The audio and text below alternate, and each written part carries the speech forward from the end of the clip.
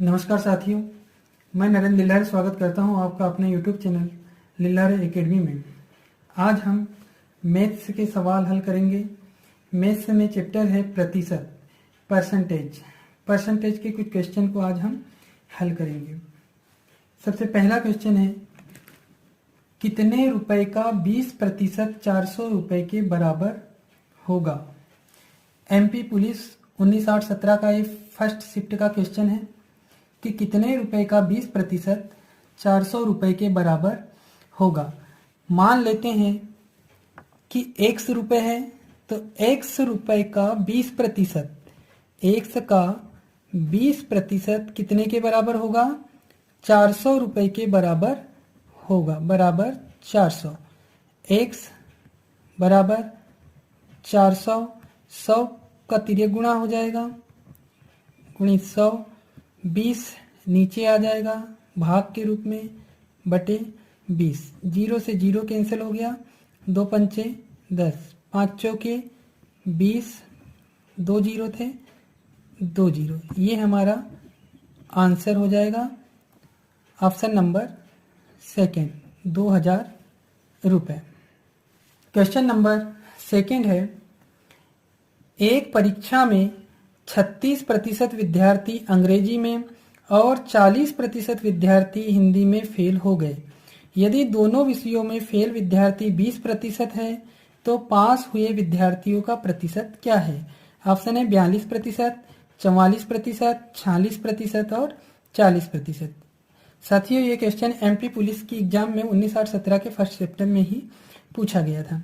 अब देखिए, एक परीक्षा में 36% विद्यार्थी अंग्रेजी में फेल हो गए हैं और 40% विद्यार्थी हिंदी भाषा में फेल हो गए हैं। तो इसको हम ट्रिक के माध्यम से हल करेंगे कि एक या दोनों विषयों में फेल विद्यार्थी,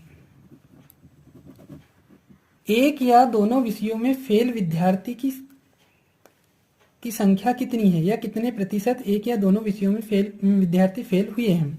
तो इसको किस तरह से निकालेंगे, 36% अंग्रेजी में फेल हुए हैं, प्लस कर देंगे 40% हिंदी में फेल हुए हैं, और दोनों विषय में जो फेल हुए हैं उसको हम माइनस कर देंगे, माइनस हो जाएगा 20।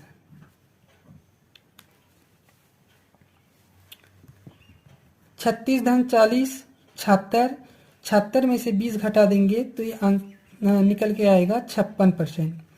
56% ऐसे विद्यार्थी हैं जो एक या दोनों विषयों में फेल हुए हैं। तो दोनों विषयों में पास होने वाले विद्यार्थियों का प्रतिशत कैसे निकालेंगे, प्रतिशत को हमेशा 100 में मानते हैं, तो 100 में से 56 को माइनस कर दीजिए, ये हो जाएगा 44%। ये हमारा होगा आंसर। देखिए क्वेश्चन नंबर 3, एक्स अपने माल को वाई से 20% सस्ता और जेड से 20% महंगा बेचता है। जेड का माल वाई के माल से कितना महंगा होगा या सस्ता होगा। एक्स अपने माल को वाई से 20% सस्ता बेच रहा है और जेड से 20% महंगा बेच रहा है। जेड का माल वाई के माल से कितना महंगा अथवा सस्ता है। यहाँ पर फोकस अपने को वाई को करना है। तो मान लेते हैं कि वाई का मान है 100 रुपये, वाई का माल हो गया 100 रुपये का। अब देखिए, एक्स अपने माल को वाई से 20% सस्ता बेच रहा है, 20% सस्ता बेच रहा है, मतलब एक्स का माल कितने में पड़ेगा, 100 का 20% सस्ता कम 80 रुपये में। एक्स का माल की कीमत हो जाएगी 80 रुपये। अब बोल रहा है और जेड से 20% महंगा बेचता है। जेड से 20% महंगा किसका माल है, एक्स का माल। तो जेड से 20% महंगा है, मतलब अधिक है 20%। तो यहाँ पर हो जाएगा जेड का 120% बराबर कितना, एक्स का माल। जेड का माल जेड से 20% महंगा किसका माल है, एक्स का माल है, तो जेड का 120/100 बराबर हो जाएगा एक्स का माल। एक्स का माल कितना है? 80 है। तो यहां से हमारा जेड का माल निकल आएगा, जेड के माल की कीमत निकल आएगी।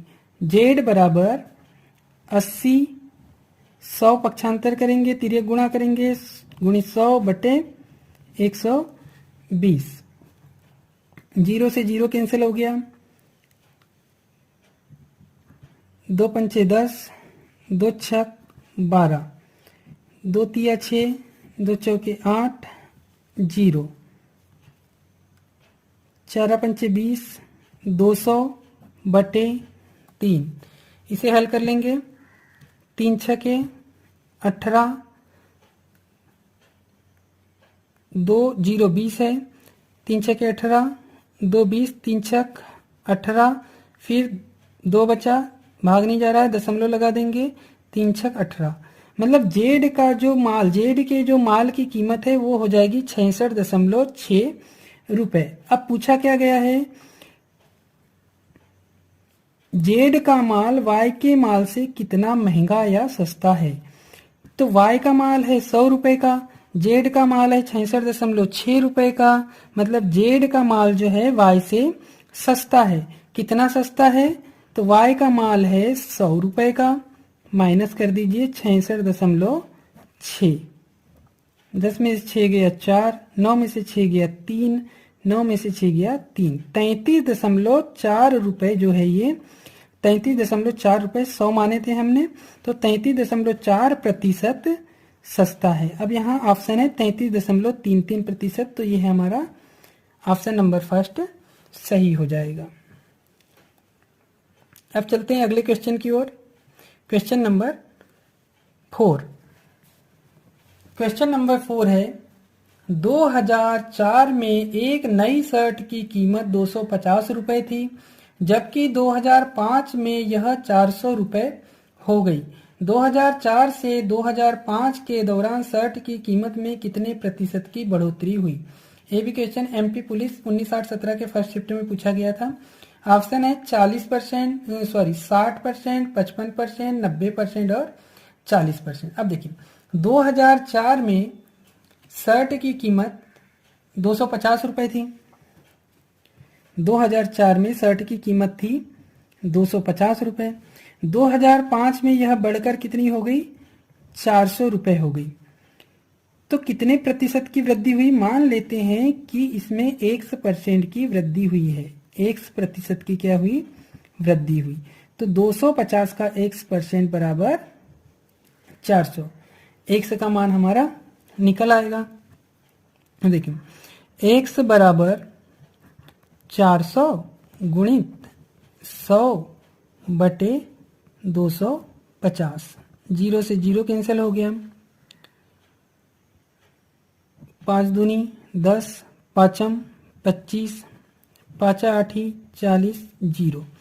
एक्स का मान निकल आया 160। अब एक्स का मान 160 है, मतलब 100 पर कितने परसेंट?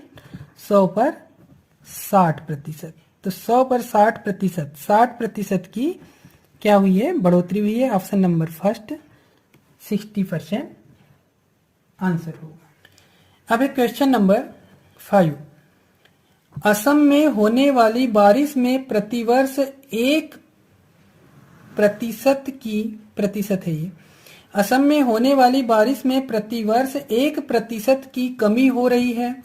2004 की तुलना में 2001 में वहां कितने प्रतिशत अधिक बारिश होती थी। अब देखिए 2004, 2001, प्रश्न को समझिए कि 1% की कमी हो रही है 2004 की तुलना में 2001 में वहां कितने प्रतिशत अधिक बारिश होती थी। मतलब 2001 में ज्यादा बारिश होती थी और 2004 में कम बारिश हो रही है। तो 2004 से 2001 से 2004 में कमी होंगी हर साल कितनी? 1% की। इसी को यदि हम उल्टा करके देखें तो 2004 से हम पीछे चलते हैं, 2001 में तो इसमें वृद्धि होगी कितने की? 1% की। 2004 और 2001 में कितने साल का डिफरेंस है? 3 वर्ष का डिफरेंस है। अब देखिए एक ट्रिक के माध्यम से इसको हल करेंगे।